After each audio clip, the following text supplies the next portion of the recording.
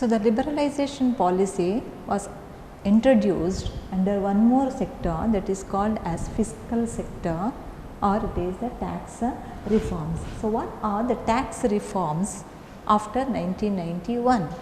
So ತೆರಿಗೆ ವಲಯದಲ್ಲಿ ಆಗಿರುವ ಸುಧಾರಣೆಗಳು ಯಾವುದೆಲ್ಲ? ತೆರಿಗೆಯ ವಲಯವನ್ನು ನಾವು ಇನ್ನೊಂದು ಅರ್ಥದಲ್ಲಿ ಕೋಶೀಯ ವಲಯ ಎಂಬುದಾಗಿ ಕರಿತೇವೆ. ಕೋಶೀಯ ವಲಯ, ಫಿಸ್ಕಲ್ ಸೆಕ್ಟರ್, ಕೋಶೀಯ ವಲಯ. ಅದು ತೆರಿಗೆ ಅಂತ ಹೇಳಿದರೆ ಏನು? What is tax? The tax means, ವಿದ್ಯಾರ್ಥಿಗಳೇ, ನಮ್ಗೆ ಗೊತ್ತಿದೆ, ನಮ್ಮ ತಂದೆ ತಾಯಿ ಆಗಿರ್ಬೋದು, ಯಾರೇ ಆಗಿರ್ಬೋದು, ನಾವೆಲ್ಲ ಏನು ಮಾಡ್ತೇವೆ, ಒಂದಲ್ಲ ಒಂದು ರೀತಿಯಲ್ಲಿ ಸರಕಾರಕ್ಕೆ ತೆರಿಗೆಯನ್ನು ಪಾವತಿ ಮಾಡ್ತಾ ಇರ್ತೇವೆ. ಹಾಗಾದರೆ ಈ ತೆರಿಗೆ ಅಂತ ಹೇಳಿದರೆ ಏನು? So tax means it is the compulsory contribution made by the people to the government without any expectation. Without any expectation, the people are paying some of the money or some amount of contribution to the government. ಯಾವುದೇ ಪ್ರತಿಫಲದ ಅಪೇಕ್ಷೆ ಇಲ್ಲದೆ ಜನರು ಸರಕಾರಕ್ಕೆ ಕಡ್ಡಾಯವಾಗಿ ಪಾವತಿ ಮಾಡುವ ಹಣ ಆಗಿರ್ಬೋದು, ಅಥವಾ ಕಡ್ಡಾಯವಾಗಿ ಪಾವತಿಯಾಗುವ ಕೊಡುವ ಕಾಣಿಕೆಯನ್ನು ನಾವೇನು ಕರಿತೇವೆ? ಈ ಟ್ಯಾಕ್ಸ್ ಎಂಬುದಾಗಿ ಅಥವಾ ತೆರಿಗೆ ಎಂಬುದಾಗಿ. ಜನರು ಯಾವುದೇ ಪ್ರತಿಫಲದ ಅಪೇಕ್ಷೆ ಇಲ್ಲದೆ ಸರಕಾರಕ್ಕೆ ಕಡ್ಡಾಯವಾಗಿ ಕೊಡುವ ಕಾಣಿಕೆಯನ್ನು ಕರೆಯುವಂಥದ್ದು. ಸೊ ಸರಕಾರ ಈ ತೆರಿಗೆಯ ನೀತಿಯಲ್ಲಿ ಸುಧಾರಣೆ ಮಾಡಿದೆ. ಹಾಗಾದರೆ ಈ ಫಿಸ್ಕಲ್ ಸೆಕ್ಟರ್ ಪಾಲಿಸಿ ಅಥವಾ fiscal sector means it is the reform in taxes and the public expenditure is called as fiscal sector reforms. The government has undertaken some of the changes in the tax collection on the taxes and public expenditure. So what are the tax? So government imposing two types of taxes. There are two types of taxes. One, it is called direct tax and another one is indirect tax. ಸರಕಾರ ಎರಡು ರೀತಿಯ ತೆರಿಗೆಗಳನ್ನು ವಿಧಿಸುವುದು. ಒಂದು ನೇರ ತೆರಿಗೆ ಅಥವಾ ಪ್ರತ್ಯಕ್ಷ ತೆರಿಗೆ ಎಂಬುದಾಗಿ ಕರಿತೇವೆ. ಇನ್ನೊಂದು ಪರೋಕ್ಷ ತೆರಿಗೆ ಎಂಬುದಾಗಿ. ನೇರ ಡೈರೆಕ್ಟ್ ಟ್ಯಾಕ್ಸ್ ಪ್ರತ್ಯಕ್ಷ ತೆರಿಗೆ, ಇನ್ನೊಂದು ಪರೋಕ್ಷವಾದ ತೆರಿಗೆ. ಈ ನೇರ ಅಥವಾ ಪ್ರತ್ಯಕ್ಷ ತೆರಿಗೆ ಅಂದರೆ ಏನು? What is direct tax? So direct tax means the taxes on the income of the individuals, or the taxes on income and wealth of the individuals and the profits of the corporate bodies or the profits of the business persons is called as the direct tax. ಅಂದರೆ ಸರಕಾರ ಜನರ ಆದಾಯ ಮತ್ತು ಸಂಪತ್ತಿನ ಮೇಲೆ ಹಾಗೂ ಈ ಕಂಪನಿಗಳ ಲಾಭದ ಮೇಲೆ ವಿಧಿಸುವ ತೆರಿಗೆಯನ್ನು ನೇರ ತೆರಿಗೆ ಎಂಬುದಾಗಿ ಕರಿತೇವೆ. ಕಂಪನಿಗಳ ಲಾಭದ ಮೇಲೆ ತೆರಿಗೆ ಕಟ್ಟಬೇಕು. ಕಂಪನಿಗಳು ಎಷ್ಟು ಲಾಭ ಗಳಿಸ್ತದೆಯೋ ಆ ಲಾಭದ ಮೇಲೆ ಸರಕಾರ ಏನು ಮಾಡ್ತದೆ? ತೆರಿಗೆಯನ್ನು ವಿಧಿಸ್ತದೆ. ಆಗ ಕಂಪನಿಗಳು ಏನು ಮಾಡಬೇಕು? ಸರಕಾರಕ್ಕೆ ತೆರಿಗೆ ಕಟ್ಟಬೇಕು. ಸೊ ನೇರ ತೆರಿಗೆ ಅಂತ ಹೇಳಿದರೆ ಜನರ ಆದಾಯ ಮತ್ತು ಸಂಪತ್ತು ಹಾಗೂ ಕಂಪನಿಗಳ ಲಾಭದ ಮೇಲಿನ ತೆರಿಗೆಯನ್ನು ಏನು ಕರಿತೇವೆ? ನೇರ ತೆರಿಗೆ ಎಂಬುದಾಗಿ. That is the tax on the income and income of the individuals is called, and the profits of the corporate bodies is called as direct tax. So we can say that in another word, or in other words, direct tax means it is the tax burden cannot be transferred to the others, cannot be transferred to the others. ತೆರಿಗೆಯ ಹೊರೆಯನ್ನು ಬೇರೆಯವರಿಗೆ ವರ್ಗಾಯಿಸಲು ಅಸಾಧ್ಯವಾಗಿರುವಂಥದ್ದು. ಬೇರೆಯವರಿಗೆ ತೆರಿಗೆಯ ಹೊರೆಯನ್ನು ಬೇರೆಯವರಿಗೆ ವರ್ಗಾಯಿಸಲಾಗದ ತೆರಿಗೆಯನ್ನು ನಾವೇನು ಕರಿತೇವೆ? ನೇರ ತೆರಿಗೆ ಎಂಬುದಾಗಿ. ಉದಾಹರಣೆಗೆ ನೋಡಿರ್ಬೋದು, ಸರಕಾರ ಈಗ ನನ್ನ ಆದಾಯದ ಮೇಲೆ ತೆರಿಗೆ ಹಾಕ್ತದೆ. ಸರಕಾರ ನನ್ನ ಆದಾಯದ ಮೇಲೆ ತೆರಿಗೆ ಹಾಕಿದರೆ ಆ ತೆರಿಗೆಯನ್ನು ಕಟ್ಟುವ ಹೊಣೆ ನನ್ನದೇ ಆಗಿರ್ತದೆ ಹೊರತು ನಾನೇನು ಮಾಡಲಿಕ್ಕಾಗೋದಿಲ್ಲ, ಬೇರೆ ವ್ಯಕ್ತಿಗೆ ವರ್ಗಾಯಿಸಲಿಕ್ಕೆ, ಬೇರೆ ವ್ಯಕ್ತಿಗೆ ಕಟ್ಟುವ ಹಾಗೆ ಮಾಡಲಿಕ್ಕೆ ಆಗೋದಿಲ್ಲ. ಸೊ ಅದನ್ನು ನಾನಾಗಿಯೇ ಕಟ್ಟಬೇಕು. ಅಂತಹ ತೆರಿಗೆಯನ್ನು ನಾವು ನೇರ ತೆರಿಗೆ ಎಂಬುದಾಗಿ ಕರಿತೇವೆ. ಇನ್ನೊಂದು ಇಂಡೈರೆಕ್ಟ್ ಟ್ಯಾಕ್ಸ್ ಎಂಬುದಾಗಿ. ಪರೋಕ್ಷ ತೆರಿಗೆ ಅಂತ ಹೇಳಿದರೆ ಏನು? So indirect tax means the taxes on goods and services. ಸರಕು ಸೇವೆಗಳ ಮೇಲೆ ವಿಧಿಸುವ ತೆರಿಗೆಯನ್ನು ನಾವು ಪರೋಕ್ಷ ತೆರಿಗೆ ಎಂಬುದಾಗಿ ಕರಿತೇವೆ. ಇನ್ನೊಂದು ರೀತಿಯಲ್ಲಿ ಹೇಳುವುದಾದರೆ ತೆರಿಗೆಯ ಭಾರವನ್ನು ಬೇರೆಯವರಿಗೆ ವರ್ಗಾಯಿಸಬಹುದು. ಸೊ ತೆರಿಗೆಯ ಹೊರೆಯನ್ನು, ಬರ್ಡನ್ ಆಫ್ ದ ಟ್ಯಾಕ್ಸ್, ತೆರಿಗೆಯ ಹೊರೆಯನ್ನು ಏನು ಮಾಡ್ಬೋದು ನಾವು ಬೇರೆಯವರಿಗೆ ವರ್ಗಾಯಿಸಬಹುದು. ಅಂದರೆ the burden of the tax can be transferred to the others, that is called as indirect tax. For example, if the government imposes taxes on goods when the stages of production, ಉತ್ಪಾದನೆಯ ಹಂತದಲ್ಲಿ, ವಸ್ತುಗಳ ಉತ್ಪಾದನೆಯ ಹಂತದಲ್ಲಿ ಸರಕಾರ ತೆರಿಗೆಯನ್ನು ವಿಧಿಸಿದರೆ ಆ ತೆರಿಗೆಯ ಹೊರೆ, ತೆರಿಗೆ ಕಟ್ಟಿದ್ದನ್ನು, ಉತ್ಪಾದಕ ತೆರಿಗೆ ಕಟ್ಟಿದ್ದನ್ನು ಯಾರಿಗೆ ವರ್ಗಾಯಿಸ್ಬೋದು? ಗ್ರಾಹಕರಿಗೆ ವರ್ಗಾಯಿಸಬಹುದು ಅಲ್ವಾ. ಅಂದರೆ ಹೋಲ್ಸೇಲರಿಗೆ ಅಥವಾ ರಿಟೈಲರ್ ಮೇಲೆ ಏನು ಮಾಡ್ಬೋದು, ಅದನ್ನು ಅವನು ಬೆಲೆಯನ್ನು ಜಾಸ್ತಿ ಮಾಡುವ ಮೂಲಕ ಆ ತೆರಿಗೆಯನ್ನು ಅದರಿಂದ ತೆಗೆದುಕೊಳ್ಬೋದು. ಅಂದರೆ ಅವನಿಗೆ ಆ ಹೊರೆ ಬೀಳೋದಿಲ್ಲ, ಅದರ ಹೊರೆ ಯಾರಿಗೆ ಬೀಳ್ತದೆ? ಜನಸಾಮಾನ್ಯರ ಮೇಲೆ ಬೀಳುವಂಥದ್ದು ಅಥವಾ ಗ್ರಾಹಕರ ಮೇಲೆ ಬೀಳುವಂಥದ್ದು. ಸೊ ಅಂತಹ ತೆರಿಗೆಯನ್ನು ನಾವು ಇಂಡೈರೆಕ್ಟ್ ಟ್ಯಾಕ್ಸ್ ಎಂಬುದಾಗಿ ಕರಿತೇವೆ. ಸೊ ನೇರ ತೆರಿಗೆಗೆ ಉದಾಹರಣೆಗಳು ಆದಾಯ ತೆರಿಗೆ, ಕಂಪನಿ ತೆರಿಗೆ ಅಥವಾ ಸಂಪತ್ತಿನ ತೆರಿಗೆ ಆಗಿದೆ. ಪರೋಕ್ಷ ತೆರಿಗೆಗೆ ಉದಾಹರಣೆ ಸೇವಾ ತೆರಿಗೆ, ಅದೇ ರೀತಿ GST ತೆರಿಗೆ ಎಂಬುದಾಗಿ ಕರಿತೇವೆ. ಸರಕು ಮತ್ತು ಸೇವೆಗಳ ತೆರಿಗೆ ಎಂಬುದಾಗಿ GST ತೆರಿಗೆ, ಸೇವಾ ತೆರಿಗೆ, GST ತೆರಿಗೆ, then export and import duties, customs duties ಅಂತ ಕರಿತೇವೆ. ಕಸ್ಟಮ್ಸ್ ತೆರಿಗೆ, export and import duties, all these are the example for indirect tax. So what are the reforms were undertaken in this taxes? ರಿಫಾರ್ಮ್ಸ್ಗಳು, ಸುಧಾರಣೆಗಳು ಯಾವುದೆಲ್ಲ, ಬದಲಾವಣೆಗಳು ಯಾವುದೆಲ್ಲ ಆಗಿರುವಂಥದ್ದು ಈ ಸೆಕ್ಟರಲ್ಲಿ? ಒಂದು ಬದಲಾವಣೆ, that is the reduction of income tax limit. This reduction of income tax limit, ಆದಾಯ ತೆರಿಗೆಯ ಮಿತಿಯನ್ನು ಕಡಿಮೆ ಮಾಡಲಾಯಿತು. Reduction of income tax limit.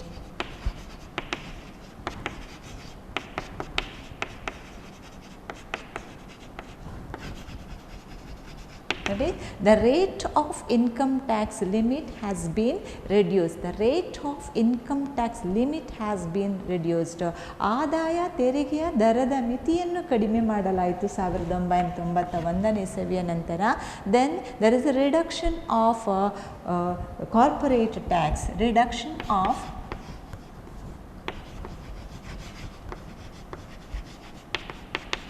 Reduction of corporate tax, company ತೆರಿಗೆಗಳ, ನಾನು ಹೇಳಿದೆ ಕಂಪನಿಯು ಗಳಿಸುವ ಲಾಭದ ಮೇಲೆ ವಿಧಿಸುವ ತೆರಿಗೆಯನ್ನು ಕಂಪನಿ ತೆರಿಗೆ ಎಂಬುದಾಗಿ ಕರಿತೇವೆ. ತೆರಿಗೆ 1991ರ ನೂತನ ಆರ್ಥಿಕ ನೀತಿಯ ನಂತರ ಈ ಕಂಪನಿ ತೆರಿಗೆಯನ್ನು ಏನು ಮಾಡಿದೆ ಸರ್ಕಾರ? ಕಡಿಮೆ ಮಾಡಿದೆ, ಅದರ ದರವನ್ನು ಕಡಿಮೆ ಮಾಡಿದೆ. Then the new tax was imposed, the new tax was introduced. New tax, that is called GST in the year 1/7/2017. So July 1, 2017ನೇ ಇಸವಿಯಾಗುವಾಗ ಭಾರತ ದೇಶದಲ್ಲಿ ಒಂದು ಹೊಸ ತೆರಿಗೆಯನ್ನು ಜಾರಿಗೊಳಿಸಲಾಯಿತು. ಆ ತೆರಿಗೆಯನ್ನು ನಾವು GST ಅಂತ ಕರಿತೇವೆ. ಗೂಡ್ಸ್ ಆ್ಯಂಡ್ ಸರ್ವಿಸ್ ಟ್ಯಾಕ್ಸ್, ಸರಕು ಮತ್ತು ಸೇವೆಗಳ ಮೇಲಿನ ತೆರಿಗೆ ಎಂಬುದಾಗಿ ಕರಿತೇವೆ. ಈಗ ನಾವು ನೋಡಿರ್ಬೋದು ವಿದ್ಯಾರ್ಥಿಗಳೇ, ನಾವೆಲ್ಲಿಗಾದರೂ ಹೋದಾಗ ಯಾವುದೇ ವಸ್ತುವನ್ನು ಖರೀದಿ ಮಾಡಿದಾಗ ಆ ಬಿಲ್ಲಲ್ಲಿ ಏನಿರ್ತದೆ? GST ಎಂಬುದಾಗಿ ಇರ್ತದೆ. GST ಟ್ಯಾಕ್ಸ್ ಎಂಬುದಾಗಿ ಇಷ್ಟು ಪರ್ಸೆಂಟ್ಗಳಷ್ಟು ಇರ್ತದೆ. ಮೊದಲೆಲ್ಲ ಆದರೆ ನಮಗೆ ಏನು GSTಯ ಮೊದಲು ನಾವು ಇನ್ನೊಂದು ಟ್ಯಾಕ್ಸನ್ನು ಪೇ ಮಾಡ್ತಾ ಇದ್ದೆವು, ಅದನ್ನು ವ್ಯಾಟ್ ಅಂತ ಕರಿತಿದ್ದೆವು, VAT ಅಂತ ಕರಿತಿದ್ದೆವು. ವ್ಯಾಟ್ ಅಂತ ಕರಿತಾ ಇದ್ದೆವು. VAT, ವ್ಯಾಲ್ಯೂ ಆ್ಯಡೆಡ್ ಟ್ಯಾಕ್ಸ್, ಮೌಲ್ಯವರ್ಧಿತ ತೆರಿಗೆ ಎಂಬಂಥ ಒಂದು ತೆರಿಗೆ ನಮ್ಮ ದೇಶದಲ್ಲಿ ಇದ್ದಿರುವಂಥದ್ದು. ಈಗ ವ್ಯಾಟ್ ನಮ್ಮ ದೇಶದಲ್ಲಿ ಇಲ್ಲ. ಈಗ ಇರುವಂತಹ ತೆರಿಗೆ ಏನಾಗಿರುವಂಥದ್ದು? ಹೊಸ ತೆರಿಗೆ. ಆ ಹೊಸ ತೆರಿಗೆಯನ್ನು GST ಎಂಬುದಾಗಿ 2017ನೇ ಇಸವಿಯಲ್ಲಿ ಸರ್ಕಾರ ಜಾರಿಗೊಳಿಸಿದೆ. Then one more reform is that is the tax procedure was simplified. Tax procedure.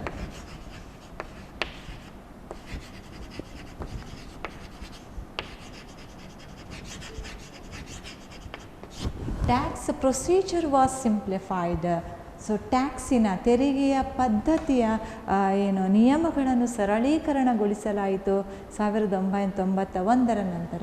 So these were the changes were made under the fiscal sector.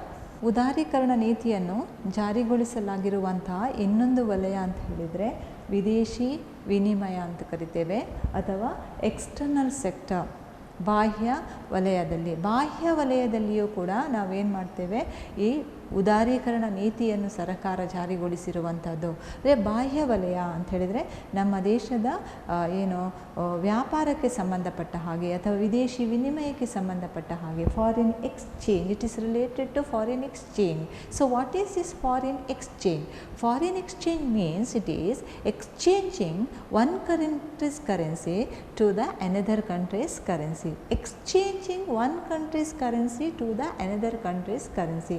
ಒಂದು ದೇಶದ ಹಣವನ್ನು ಇನ್ನೊಂದು ದೇಶದ ಹಣಕ್ಕೆ ಪರಿವರ್ತಿಸುವುದನ್ನು ನಾವೇನು ಕರಿತೇವೆ, ವಿದೇಶಿ ವಿನಿಮಯ ಎಂಬುದಾಗಿ. ನಮ್ಗೆ ಗೊತ್ತಿರ್ಬೋದು, ಈಗ ನಾವೇ ಇಂಡಿಯಾದವರು, ಭಾರತದವರು ಬೇರೆ ದೇಶಕ್ಕೆ ಹೋದರೆ ಅಲ್ಲಿ ಭಾರತ ದೇಶದ ಹಣ ರೂಪಾಯಿ ಏನಾಗೋದಿಲ್ಲ, ಸರ್ಕ್ಯುಲೇಟ್ ಆಗೋದಿಲ್ಲ, ಚಲಾವಣೆಗೆ ಬರೋದಿಲ್ಲ. ಆಗ ನಾವೇನು ಮಾಡಬೇಕು, ನಾವು ನಮ್ಮ ದೇಶದ ಭಾರತ ದೇಶದ ರೂಪಾಯಿಯನ್ನು ಯಾವುದಕ್ಕೆ ಪರಿವರ್ತನೆ ಮಾಡಬೇಕು, ಅದು ಡಾಲರಿಗೆ ಪರಿವರ್ತನೆ ಮಾಡಬೇಕು. ಸಪೋಸ್ ಅಮೇರಿಕಕ್ಕೆ ಹೋದರೆ ನಾವು ಡಾಲರಿಗೆ ಪರಿವರ್ತನೆ ಮಾಡಬೇಕು, ಅಥವಾ ಜಪಾನಿಗೆ ಹೋದರೆ ನಾವು ಭಾರತದ ಏನು ಮಾಡಬೇಕು, ರೂಪಾಯಿಯನ್ನು ಎನ್ನಿಗೆ ಪರಿವರ್ತನೆ ಮಾಡಬೇಕು. ಅಥವಾ ಯಾವುದೇ ಯುರೋಪಿಯನ್ ಕಂಟ್ರೀಸ್ಗೆ ಹೋದರೆ, ಯುರೋಪಿಯನ್ ದೇಶಗಳಿಗೆ ಹೋದಾಗ ನಮ್ಮ ರೂಪಾಯಿಯನ್ನು ಯಾವುದಕ್ಕೆ ಕನ್ವರ್ಟ್ ಮಾಡಬೇಕು, ಯೂರೋ ಆಗಿ ಕನ್ವರ್ಟ್ ಮಾಡಬೇಕು. ಸೊ ಆಯಾಯ ದೇಶಗಳಲ್ಲಿ ಚಲಾವಣೆಯಲ್ಲಿರುವಂಥ ಹಣಕ್ಕೆ ನಾವು ಏನು ಮಾಡಬೇಕು, ನಮ್ಮ ದೇಶದ ಹಣವನ್ನು ಪರಿವರ್ತನೆ ಮಾಡಬೇಕು. ಯಾವುದೇ ರೀತಿಯ ವಿನಿಮಯ ನಡಿಬೇಕಾದ್ರೆ, ಎಕ್ಸ್ಚೇಂಜ್ಗಳು ನಡಿಬೇಕಾದ್ರೆ. ಸೊ ವಿದೇಶಿ ವಿನಿಮಯ ಅಂತ ಹೇಳಿದರೆ ಒಂದು ದೇಶದ ಹಣವನ್ನು ಇನ್ನೊಂದು ದೇಶಕ್ಕೆ ಪರಿವರ್ತಿಸುವುದು. ಸೊ ಆ ಪರಿವರ್ತಿಸುವ ದರ ಏನಿದೆ, ಎಷ್ಟು ದರದಲ್ಲಿ ನಾವು ಪರಿವರ್ತನೆ ಮಾಡ್ತೇವೆ, the rate at which one country's currency is exchange to another country's currency, that rate is called as foreign exchange rate. ಯಾವ ದರದಲ್ಲಿ ಒಂದು ದೇಶದ ಹಣ ಇನ್ನೊಂದು ದೇಶದ ಹಣಕ್ಕೆ ಪರಿವರ್ತನೆಯಾಗುವುದೋ ಆ ದರವನ್ನು ನಾವು ವಿದೇಶಿ ವಿನಿಮಯ ದರ ಎಂಬುದಾಗಿ ಕರಿತೇವೆ. ಸೊ ಈ ವಿದೇಶಿ ವಿನಿಮಯ ದರಗಳು ಏನಾಗ್ತಾ ಇರ್ತದೆ, ಬದಲಾಗ್ತಾ ಇರ್ತದೆ. ಕಾಲದಿಂದ ಕಾಲಕ್ಕೆ ದಿನದಿಂದ ದಿನಕ್ಕೆ ಏನಾಗ್ತಾ ಹೋಗ್ತದೆ, ಬದಲಾಗ್ತಾ ಇರ್ತದೆ. ಸೊ ನೀವು ಅದನ್ನು ಪೇಪರ್ಗಳಲ್ಲಿ ಓದ್ಬೋದು ಮಕ್ಕಳೇ. ಕೆಲವು ಪೇಪರ್ಗಳಲ್ಲಿ ವಿದೇಶಿ ವಿನಿಮಯ ದರ ಎಂಬುದಾಗಿ ಪ್ರತಿದಿನ ಬರ್ತದೆ. ಸೊ ಪ್ರಸ್ತುತ ನಮ್ಮ ದೇಶದಲ್ಲಿ ವಿದೇಶಿ ವಿನಿಮಯ ದರ ಅಂದರೆ ಪ್ರಸ್ತುತ $1 ಈಸ್ ಈಕ್ವಲ್ ಟು 74.9 rupees. $1 ಅಂತ ಹೇಳಿದರೆ 74.9 ರೂಪಾಯಿಗಳು ಅಥವಾ 73 ರೂಪಾಯಿಗಳು. $1 ಬೇಕಾದರೆ, ಅಮೇರಿಕದ $1 ನಮಗೆ ಬೇಕಾದರೆ ನಾವು ನಮ್ಮ ಎಷ್ಟು ರೂಪಾಯಿಯನ್ನು ಕೊಡಬೇಕು, 74 ರೂಪಾಯಿಯನ್ನು ಕೊಡಬೇಕು. ಈ 74 ಎಂಬುದಾಗಿ ಇಲ್ಲ, ಅದು ಕಡಿಮೆ ಆಗ್ಬೋದು ಅಥವಾ ಜಾಸ್ತಿ ಕೂಡ ಆಗಬಹುದು. ಸೊ ಇಂತಹ ಒಂದು ದರವನ್ನು ನಾವು ವಿದೇಶಿ ವಿನಿಮಯ ದರ ಅಂತ ಕರಿತೇವೆ. So, one of the immediate measure to resolve the balance of payment problem is that the devaluation of rupees. ನಮ್ಗೆ ಗೊತ್ತಿದೆ, ನಾನು ಆಗ ಹೇಳಿದಾಗೇ ನಮ್ಮ ದೇಶದಲ್ಲಿ ಪಾವತಿ ಶಿಲ್ಕಿನ ಸಮಸ್ಯೆ ಇದೆ ಅಂತ ಹೇಳಿದರೆ ನಮ್ಮ ದೇಶದ ಆಮದು ಹೆಚ್ಚಾಗಿದೆ, ರಫ್ತು ಕಡಿಮೆಯಾಗಿದೆ. ಆಗ ಪಾವತಿ ಶಿಲ್ಕಿನ ಸಮಸ್ಯೆ ಉಂಟಾಗ್ತದೆ. ಈ ಪಾವತಿ ಶಿಲ್ಕಿನ ಸಮಸ್ಯೆಯನ್ನು ನಿವಾರಿಸಬೇಕಾದರೆ ಸರ್ಕಾರ ಒಂದು ಕ್ರಮವನ್ನು ಕೈಗೊಳ್ಳುತ್ತದೆ. ಅದನ್ನು ನಾವು ಡಿವ್ಯಾಲ್ಯೂಯೇಷನ್ ಆಫ್ ರುಪೀಸ್ ಅಂತ ಕರಿತೇವೆ. ರೂಪಾಯಿಯ ಅಪಮೌಲ್ಯೀಕರಣ ಎಂಬುದಾಗಿ ಅಥವಾ ಹಣದ ಅಪಮೌಲ್ಯೀಕರಣ ಎಂಬುದಾಗಿ ಕರಿತೇವೆ. Devaluation of money, or we can say it is a devaluation of rupees. Balance of payment ಪ್ರಾಬ್ಲಮನ್ನು ಪರಿಹಾರ ಮಾಡಬೇಕಾದರೆ ಸರ್ಕಾರ ತೆಗೆದುಕೊಳ್ಳುವಂತಹ ಒಂದು ತಕ್ಷಣದ ಕ್ರಮ ಅಂತ ಹೇಳಿದರೆ ಅದು ಹಣದ ಅಪಮೌಲ್ಯೀಕರಣ ಅಥವಾ ರೂಪಾಯಿಯ ಅಪಮೌಲ್ಯೀಕರಣ. ಹಾಗಾದರೆ ಹಣದ ಅಪಮೌಲ್ಯೀಕರಣ ಅಂದರೆ ಏನು? What is devaluation of rupees? That means the value of money will fall. the value of money will fall in front of the foreign currencies, or that is the value of money decreases, the value of rupees decreases in front of the foreign currencies. ವಿದೇಶಿ ಹಣದ ಎದುರು ಭಾರತ ದೇಶದ ಹಣದ ಮೌಲ್ಯವನ್ನು ಉದ್ದೇಶಪೂರ್ವಕವಾಗಿ ಕಡಿಮೆ ಮಾಡುವುದು. ವಿದೇಶಿ ಹಣದ ಎದುರು ಭಾರತ ದೇಶದ ಹಣ ಆಗಿರುವಂಥ ರೂಪಾಯಿಯನ್ನು ಉದ್ದೇಶಪೂರ್ವಕವಾಗಿ ಏನು ಮಾಡ್ತದೆ ಸರ್ಕಾರ ಕೆಲವೊಮ್ಮೆ ಕಡಿಮೆ ಮಾಡ್ತದೆ. ಇದನ್ನು ನಾವು ಹಣದ ಅಪಮೌಲ್ಯೀಕರಣ ಎಂಬುದಾಗಿ ಕರಿತೇವೆ. ಸೊ ಈ ಹಣದ ಅಪಮೌಲ್ಯೀಕರಣ ಉಂಟಾಯಿತು 1991ನೇ ಇಸವಿಯಲ್ಲಿ, ಮುಖ್ಯವಾಗಿ ಪಾವತಿ ಶಿಲ್ಕಿನ ಸಮಸ್ಯೆಯನ್ನು ನಿವಾರಿಸುವ ಸಲುವಾಗಿ.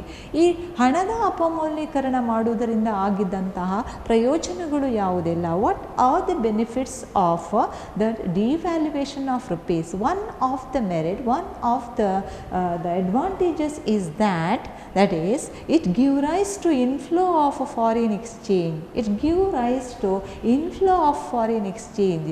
ಉದ್ದೇಶಪೂರ್ವಕವಾಗಿ ಭಾರತ ದೇಶದ ಹಣವನ್ನು ವಿದೇಶಿ ಹಣದ ಎದುರು ಮೌಲ್ಯವನ್ನು ಕಡಿಮೆ ಮಾಡಿದ್ರಿಂದಾಗಿ ನಮ್ಮ ದೇಶಕ್ಕೆ ಬರುವಂತಹ ವಿದೇಶಿ ವಿನಿಮಯ ಹೆಚ್ಚಾಗ್ತಾ ಹೋಯಿತು ಅಂತ ಹೇಳಿದರೆ ನಮ್ಮ ದೇಶದ ರಫ್ತಿನ ಪ್ರಮಾಣ ಹೆಚ್ಚಾಗಲಿಕ್ಕೆ ಇದು ಸಹಕಾರಿಯಾಗಿರುವಂಥದ್ದು. ಯಾವಾಗ ದೇಶದ ರಫ್ತಿನ ಪ್ರಮಾಣ ಹೆಚ್ಚಾಗ್ತದೆ ಆಗ ಬೇರೆ ದೇಶದಿಂದ ಬರುವ ಹಣದ ಪ್ರಮಾಣ ನಮ್ಮ ದೇಶದಲ್ಲಿ ಹೆಚ್ಚಾಗ್ತಾ ಹೋಗ್ತದೆ. ಸೊ ಇದರಿಂದ devaluation of money is help us to increase the inflow of foreign exchange. That is one. Then one more reform in the fiscal, one more reforms in the external sector was that is it is free the determination of foreign exchange rate from government control. Free the determination of foreign exchange rate from the government control. ಯಾಕಂದರೆ 1991ನೇ ಇಸವಿಯ ಮೊದಲು ಯಾವುದೇ ದೇಶದ ವಿದೇಶಿ ವಿನಿಮಯವನ್ನು ಸರ್ಕಾರ ನಿರ್ಧಾರ ಮಾಡ್ತಾ ಇತ್ತು. ನಮ್ಮ ದೇಶದಲ್ಲಿ ವಿದೇಶಿ ವಿನಿಮಯದ ದರವನ್ನು ಸರ್ಕಾರ ನಿರ್ಧಾರ ಮಾಡ್ತಾ ಇತ್ತು. ಎಷ್ಟು ಡಾಲರಿಗೆ ಎಷ್ಟು ಹಣ ಕೊಡಬೇಕು ಎಂಬಂತಹ, ಅಥವಾ ಒಂದು ವಿದೇಶಿ ಕರೆನ್ಸಿಗೆ ನಮ್ಮ ದೇಶದ ಎಷ್ಟು ರೂಪಾಯಿಯನ್ನು ಕೊಡಬೇಕು, ಎಕ್ಸ್ಚೇಂಜ್ ಆಗಬೇಕು, ವಿನಿಮಯಗೊಳ್ಳಬೇಕು ಎಂಬ ನಿರ್ಧಾರ. ಆದರೆ 1991ನೇ ಇಸವಿಯ ನಂತರ ಈ ಸರ್ಕಾರ ನಿರ್ಧಾರ ಮಾಡುವಂಥ ವಿದೇಶಿ ವಿನಿಮಯದ ದರವನ್ನು ಏನು ಮಾಡಲಾಯಿತು? It was determined on the basis of the demand and the supply of foreign currencies. The demand for and the supply of the foreign currencies in the international market will decide the foreign exchange rate after 1991. So all these reforms were undertaken in the external sector after the introduction of the liberalization policy. The last sector we will study about the trade and investment sector. So the liberalization policy was also introduced in this sector. So before 1991, to protect the domestic industries, the government imposed quantitative restriction on international trade. That tariffs were very high. So because of the imposing of the quantitative restriction, which was tighten the import. ಯಾವಾಗ ಭಾರತ ದೇಶದಲ್ಲಿ ಅಂದರೆ 1991ನೇ ಇಸವಿಯ ಮೊದಲು ನಮ್ಮ ದೇಶದ ಕೈಗಾರಿಕೆಗಳನ್ನು, ದೇಶೀಯ ಕೈಗಾರಿಕೆಗಳನ್ನು ರಕ್ಷಿಸುವ ಸಲುವಾಗಿ ಭಾರತ ಸರ್ಕಾರ ಆಮದಾಗುವ ಸರಕುಗಳ ಪ್ರಮಾಣದ ಮೇಲೆ ನಿಷೇಧವನ್ನು ಹೇರಿದವು. ಆಮದಾಗುವ ಸರಕುಗಳ ಮೇಲೆ ನಿಷೇಧ, ಅವುಗಳ ಪ್ರಮಾಣದ ಮೇಲೆ ಅಂತ ಹೇಳಿದರೆ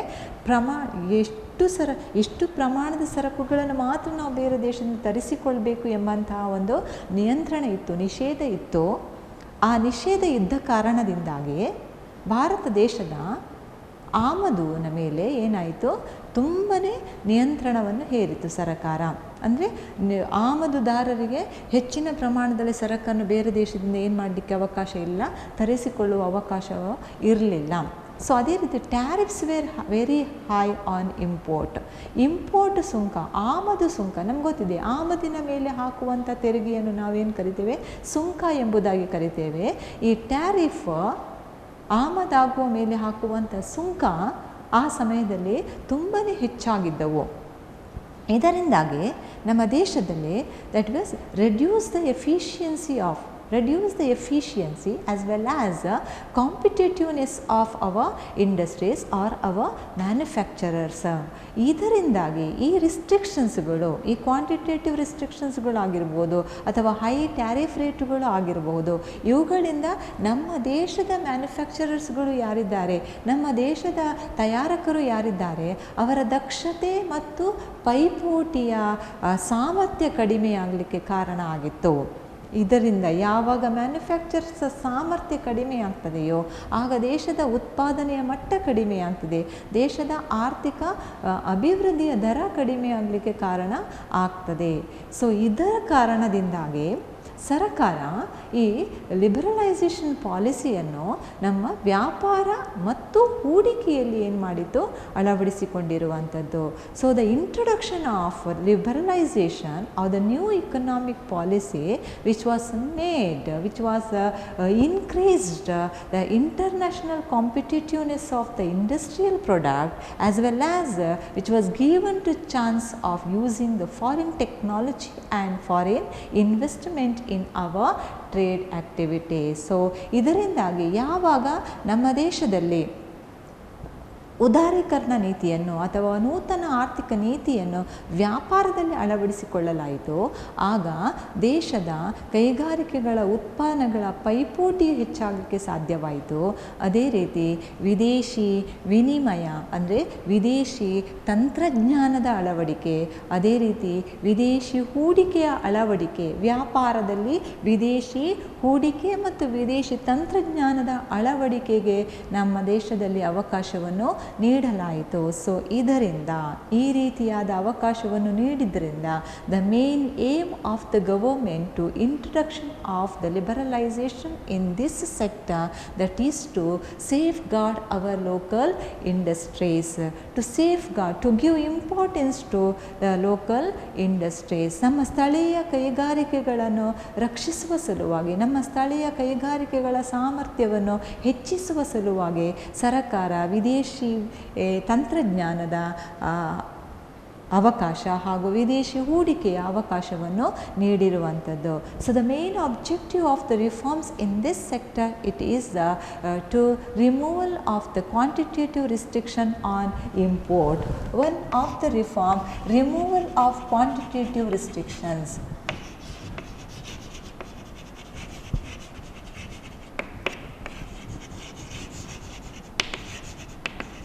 Removal of quantitative restriction on imports. So ಆಮದಿನ ಪ್ರಮಾಣಾತ್ಮಕ ನಿಷೇಧವನ್ನು ತೆಗೆದುಹಾಕುವ ಉದ್ದೇಶವನ್ನು ಹೊಂದಿರುವಂಥದ್ದು. ನಾನು ಹೇಳಿದೆ, ಆಮದಿನ ಪ್ರಮಾಣಾತ್ಮಕವಾದ ನಿಷೇಧವನ್ನು ತೆಗೆದುಹಾಕಿದಾಗ ನಮ್ಮ ದೇಶದ ಆಮದುಗಾರರು ಬೇರೆ ದೇಶದಿಂದ ಏನು ಮಾಡ್ಬೋದು, ಸರಕುಗಳನ್ನು ತರಿಸಿಕೊಳ್ಳುವ ಅವಕಾಶವನ್ನು ಹೆಚ್ಚು ಕೊಡಲಿಕ್ಕೆ ಸಾಧ್ಯವಾಗುವುದರಿಂದ ನಮ್ಮ ದೇಶೀಯ ಕೈಗಾರಿಕೆಗಳು ಪೈಪೋಟಿಯನ್ನು ಎದುರಿಸುವಂಥ ಸಾಮರ್ಥ್ಯವನ್ನು ತಮ್ಮಲ್ಲಿ ಬೆಳೆಸಿಕೊಳ್ಳಲಿಕ್ಕೆ ಸಹಕಾರಿಯಾಗ್ತದೆ. ಅದೇ ರೀತಿ removal of quantitative restriction on exports. Removal of quantitative restriction on imports. The another main objective of this trade and investment sector was that it is to remove the quantitative restriction on export.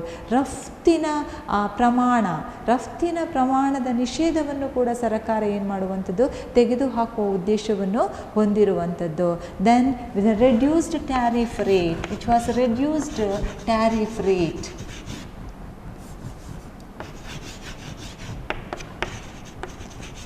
Tariff rate, ಸುಂಕಗಳನ್ನು ಕಡಿಮೆ ಮಾಡುವ ಉದ್ದೇಶವನ್ನು ಹೊಂದಿರುವಂಥದ್ದು. ಯಾವಾಗ ಸುಂಕಗಳನ್ನು, ಆಮದು ಮತ್ತು ರಫ್ತುಗಳ ಸುಂಕಗಳನ್ನು, ತೆರಿಗೆಗಳನ್ನು ಕಡಿಮೆ ಮಾಡ್ತೇವೋ ಆಗ ಆಮದುದಾರರು ಹೆಚ್ಚು ರಫ್ತು ಮಾಡಲಿಕ್ಕೆ, ಆಮದು ಮಾಡಲಿಕ್ಕೆ ಅವಕಾಶವನ್ನು ನೀಡುವಂಥದ್ದು. Then one more we can say that is the trade licensing was removed. The trade licensing on import was removed. ತೆರಿಗೆದಾರರು ಇಂಪೋರ್ಟ್ ಮಾಡಲಿಕ್ಕೆ ಪಡೆಯುವಂತಹ ಅನುಮತಿಯನ್ನು ಏನು ಮಾಡಿತು, ಸರ್ಕಾರ ತೆಗೆದುಹಾಕುವ ಉದ್ದೇಶವನ್ನು ಹೊಂದಿರುವಂಥದ್ದು. So all these reforms were undertaken under the trade and sectoral reforms. So here we are studied that is how the liberalisation policy was changed our various sectors. So what are the impact of the liberalization policy on different or the various sectors of the economy? So ಯಾವ ರೀತಿ ಉದಾರೀಕರಣ ನೀತಿಯು ನಮ್ಮ ಅರ್ಥವ್ಯವಸ್ಥೆಯ ಬೇರೆ ಬೇರೆ ಕ್ಷೇತ್ರಗಳ ಮೇಲೆ ಹೇಗೆ ಪರಿಣಾಮ ಬೀರಿದೆ ಎಂಬುದಾಗಿ ವಿದ್ಯಾರ್ಥಿಗಳೇ ನಾವು ಈಗ ಅಧ್ಯಯನ ಮಾಡಿರುವಂಥದ್ದು. ಸೊ ಉದಾರೀಕರಣ ನೀತಿಯು ಒಂದು ನೂತನ ಆರ್ಥಿಕ ನೀತಿಯ ಮುಖ್ಯವಾದ ಉದ್ದೇಶ. ಸೊ ನೆಕ್ಸ್ಟ್ ತರಗತಿಯಲ್ಲಿ ನಾವು ಖಾಸಗೀಕರಣ ಮತ್ತು ಜಾಗತೀಕರಣದ ಬಗ್ಗೆ ಅಧ್ಯಯನ ಮಾಡಲಿಕ್ಕೆ ಇದ್ದೇವೆ. ಧನ್ಯವಾದಗಳು ವಿದ್ಯಾರ್ಥಿಗಳೇ.